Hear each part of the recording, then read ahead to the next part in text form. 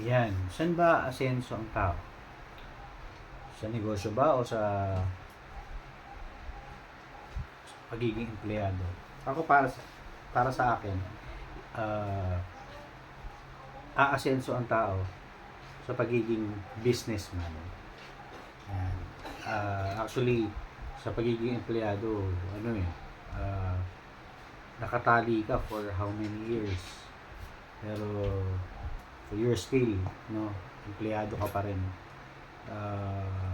Pero kapag may business ka at ito'y nag-boom, no, talagang aasenso ka.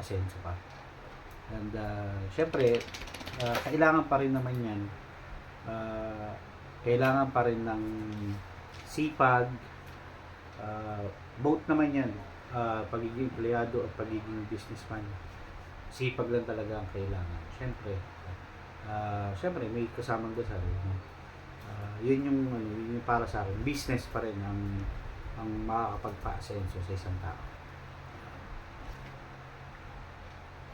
Yan. God bless everyone.